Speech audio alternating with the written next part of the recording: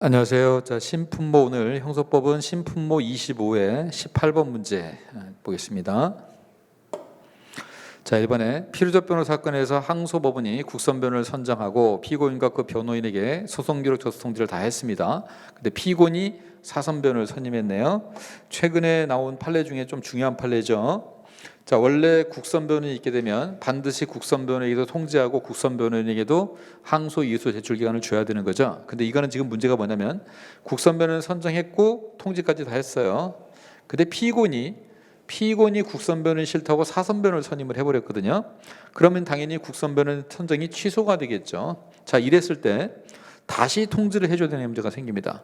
여러분이 잘 알고 있는 판례가 국선변호를 선정했는데 국선변호인이 이유서를 제출하지 않는 바람에 국선변호인을 법원이 취소하는 경우가 있어요. 법원이 선정을 취소한 경우는 새로운 변호인을 선정해서 새로운 국선을 선정해서 다시 통지를 해줘야 됩니다. 요 경우는 아시죠? 자, 근데 지금 이 사례는요, 이 국선변호를 법원이 선정을 취소한 게 아니라 피고인이 스스로 사선변호를 선임해 버렸어요. 피고인이 사선변호인을 선임하니까 어쩔 수 없이 법원이 취소를 하게 된 겁니다. 이렇게.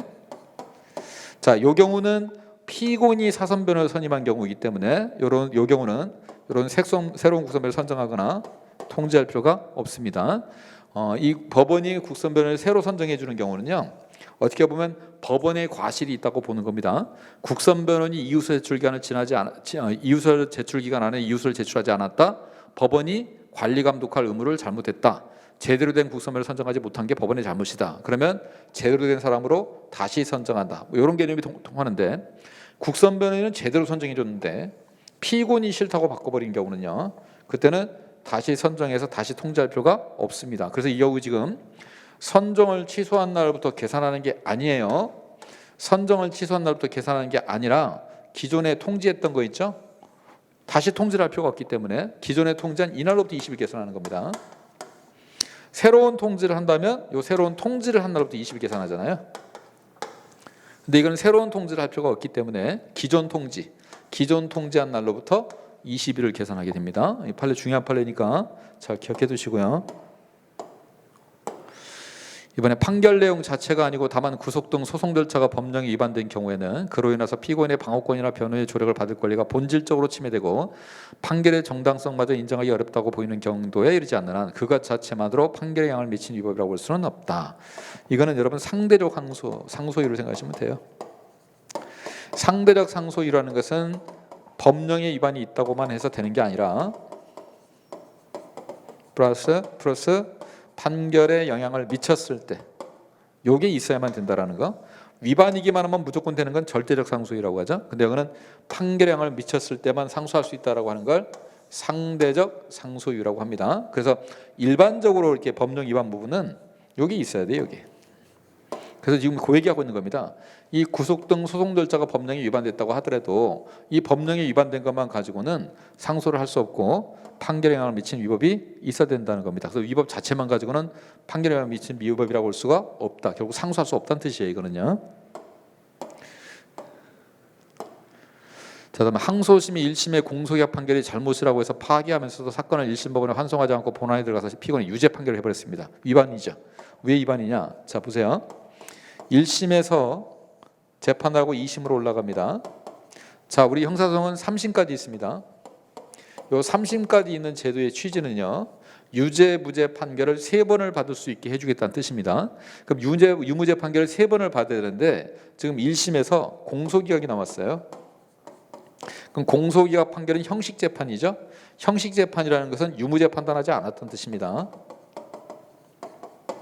자, 유무죄 판단하지 않았습니다. 그리고 2심으로 올라와 버렸어요. 여기서 만약에 결론을 내버리면 어떻게 될까요?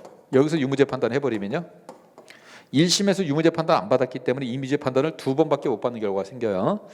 우리가 3심 제도이기 때문에 유무죄 판단을 3번을 받게 해줘야 됩니다. 그러면 1심에서 유무죄와 상관없는 공소기각 판결을 했다면 1심에서 유무죄 판단을 하도록 여기에 파기를 하는 경우라면 돌려보내야 돼요. 그래서 여기서 유무죄 판단을 하고 올라오게 만들어줘야 됩니다. 그래서 이렇게 파기를 하고 환송을 해줘야지, 이거를 파기하지 않고 환송을 하지 않고 자기가 재판해버리면요, 2심에서 유무죄 판단해버리면 1심은 유무죄 판단이 없었던 것이 돼버려요. 그럼 재판을 2번밖에 못 받는 결과가 생기기 때문에 그렇게 하면 위반이라는 거예요. 그래서 1심에서 공소시효 판결 거 했을 때는 파기 환송을 해야 됩니다. 그럼 마찬가지 여러분 1심에서 관할 위반했을 때도 마찬가지겠죠. 1심에서 관할 위반 판결이 나왔었다 올라갔더니 이게 잘못됐다 파기를 할 거라면 돌려보내야 됩니다. 왜냐하면 이것도 유무죄 판단이 아니기 때문에. 근데 만약에 1심에서 유죄, 무죄, 그다음에 면소 판결까지 요 세 가지가 나왔을 때는 여러분 면소는 실체 심리를 좀 하잖아요. 면소 판결했을 때는 이렇게 파기환송할 필요 없어요. 여기서 유무죄 판단을 또 해도 괜찮습니다. 근데 요 관할 위반하고 공소 기각은 전혀 유무죄 판단과 상관이 없기 때문에 요거는 파기환송을 해줘야 돼요. 자, 그다음에 형소법에서 피고인을 위해서 원심 판결을 파기해야 한다라고 규정하고 있는데 위 규정은 공동 피고인 사이에서 파기 이유가 공통되는 해당 범죄 사실이 동일한 수동들 차에서 병합심리적 경우만 적용돼야 된다. 자, 우리 이 친구들 만나서 득본 사건이죠. 1심에서 A하고 B하고 둘이 재판을 받는데 이 증인 C가 나와가지고 증인 C가 A와 B가 둘이 있는 걸 현장에서 제가 봤습니다 이렇게 해버린단 말이에요. 그럼 이 A, C의 증언 때문에 두 사람이 다 유죄가 나온 거예요 이렇게. 자, 그럼 재판을 같이 받았죠. 자, 재판을 같이 받았으면 이유가 공통이 됩니다. 이랬을 때 이제 항소심으로 올라오는데 A하고 B하고 했는데 A도 재판을 받고 B도 재판을 받는데 자, 항소 이유가 얘가 뭘 주장했냐면 요 C가 위증입니다를 주장했단 말이에요. C가 위증이라고 주장했는데 여기서 봤더니 정말 C가 위증이 맞아요. 그럼 C가 위증이 맞으면 이게 얘가 거짓말이 되는 거니까 B는 유죄가 아니라 무죄로 바뀌겠죠. 그럼 B는 요 유죄 판결 나왔던 처음에 요 유죄 판결 나왔던 것 중에 요거를 파기를 하고요.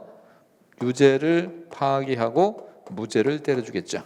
근데 문제는 A는 어떻게 할 거냐 문제인데 요게 위증이면요 당연히 얘도 무죄가 나와야 됩니다. 그래서 얘도 유죄를 파기하고 무죄로 바꿔주죠.